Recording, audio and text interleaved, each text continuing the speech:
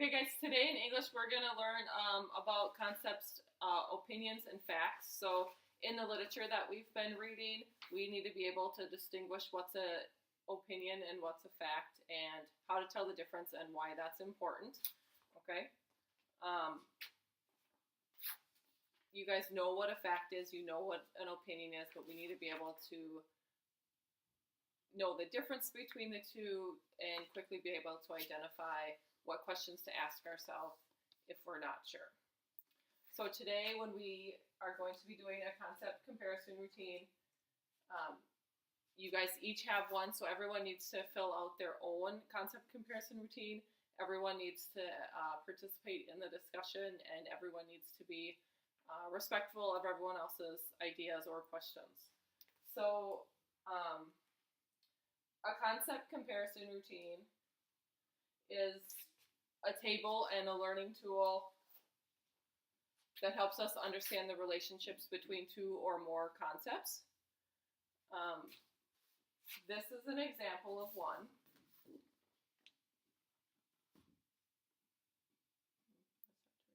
Okay.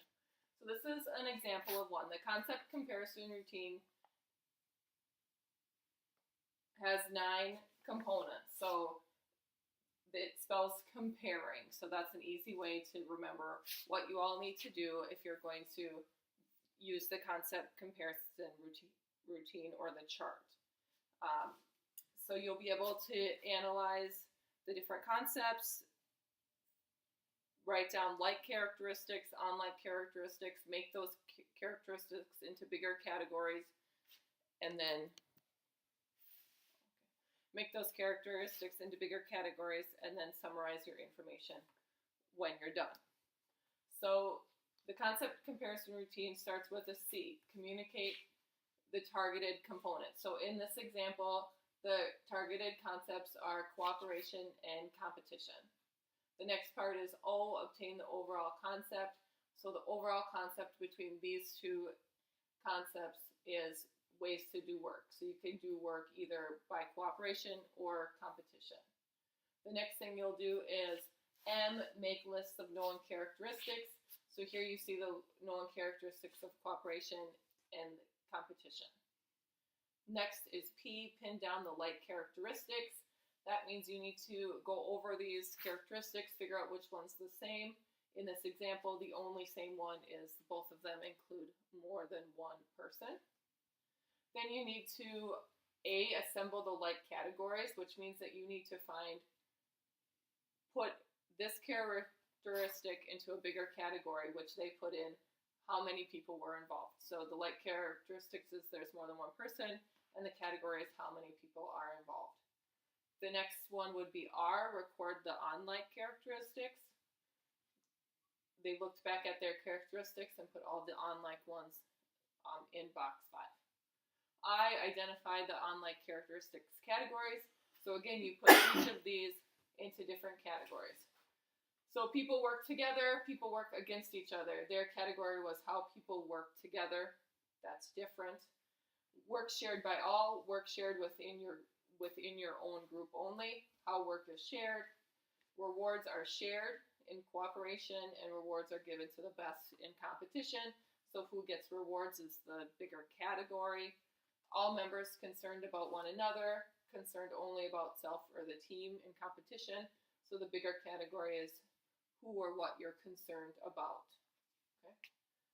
Then you go down to the summary and nail down the summary. So the summary should consist of both your concepts, the overall concept, what the like characteristics are, the unlike characteristics, and any other things you'd like to put in there. And then box 9 is extensions.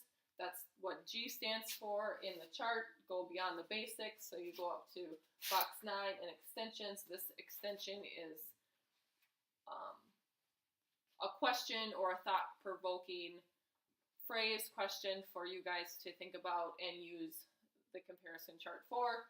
In this example, it says, consider how jobs are assigned within cooperation and competition situations. Add information to your table as needed. Okay, so that's a quick summary of the concept comparison routine, and we're going to learn how to do that today. When you do this, today when we talk about opinions and facts, you're going to keep it. You're going to be able to revert back to it and reference it during your assignments. So this is just an example.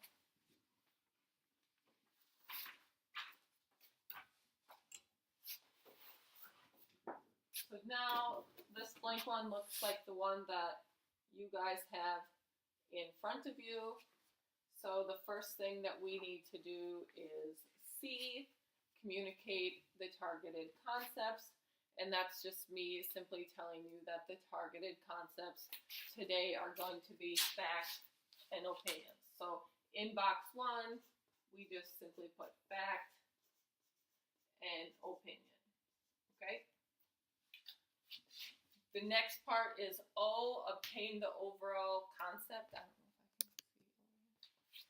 Can obtain the overall concept. So an overall concept is something that describes both a fact and an opinion, and that can be statement. So a statement that someone makes or says or reads can either be a fact or can be an opinion. So that needs to go in box 2. So this box 2, statement. Okay. Good so far? Yep. Okay, good. So then we're moving on to the third step, M, make lists of known characteristics. So we'll start with fact, and a fact can provide us with information, right? Yeah. So we'll put that, so provide information. Okay. Like I said before when I was talking about statement, a fact, it can be written, it can be spoken, it can be typed out. Would everyone agree with that? Yes. Yep. Okay, so I'm just going to put here written or verbal. What are some other things that we know about facts? Can anyone think of a characteristic that might be of a fact? Provide info. Yep, so we got that. So one of the characteristics is that it provides information. And then we got that it can provide information to us lots of different ways by someone telling us, we reading it, we hear it on TV, something like that. What are some of the things, how do we know it's a fact? What's a characteristic? It doesn't change. No. Yeah, it's the truth. So it doesn't change. So we'll put that doesn't change. How do we find a fact? What else does it need to be? Research backup. Yeah. So, yeah, research. Okay, good. It also needs to be something that we can observe, right? Observable.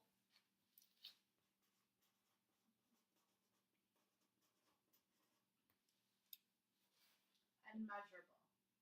Yeah, measurable would be a good one. Okay, so does everyone have all those on their sheet? That's a pretty good list of characteristics for facts. Okay, good. Yeah. So then we're going to keep on M, make a list of known characteristics of opinion. So opinions can also provide information. So let's just put that one down right away because we know that. What else can an opinion do? Can I read it? Can I write it? Can I hear it? Both. All of it? Yep. It can change. Yeah, opinions do change, right? Because sometimes I maybe like dogs, and sometimes I don't if it's a different dog, right? So my opinion of certain things can change. What else is true about an opinion? Might be based on what you're feeling. Yeah, so exactly. It can be based on feeling, or maybe it can be based on like my beliefs, right? If I have different ones than you, that might be a problem. We said that a fact is measurable. Is opinions, are they measurable or are they more based on belief or like a judgment, preference? Yep. Okay. I'm just gonna put judgment. Is that okay? Yeah. So that's a pretty good list. So we'll just leave there. So now we're done with M. We made a list of characteristics for both a fact and an opinion. And now we need to pin down the like characteristics. That's the P. So to do that, we need to review all the characteristics of each one and put a plus sign next to the ones that are the same. So our first characteristic of fact is it provides information. Do we have that on the side of opinion? Yes. Yeah. Okay, so on your sheet, just put a plus sign next to those. Next to that, provides information. How about written and verbal, different forms of communication? Do we have that on both characteristics? Yep, that's on both. Yep. Okay. It doesn't change. Do we have that on both? Nope. Research-based, do we have that on both? No. Being able to observe it or that it's observable, do we have that on both? No. And that it's measurable? No. Okay, so we just have two like characteristics. So that means these two things that you have a plus on both of your sheets, you need to move down to box 4, like characteristics. So the first one would be provides information. And the second one would be written or verbal. Okay. Looking at the poster, the next section is going to be A, assemble like characteristics. So again, that's going to mean that, assemble the like categories. So that's box 5, like categories. So we need to look at our like characteristics in box 4 and come up with a bigger idea how to put them into bigger categories. So provides information. That's a pretty broad category already, so I'm just going to put that it provides additional information.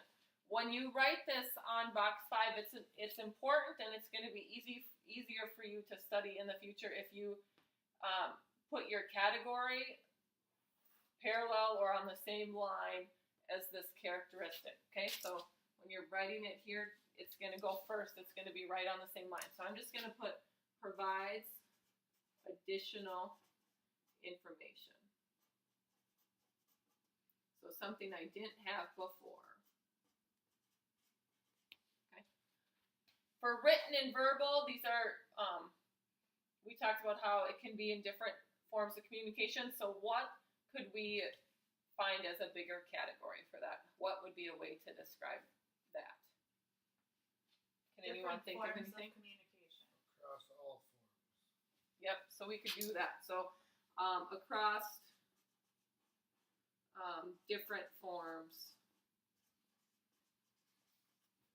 of communication. So that would be written, verbal, anything like that, which you've talked about. So that's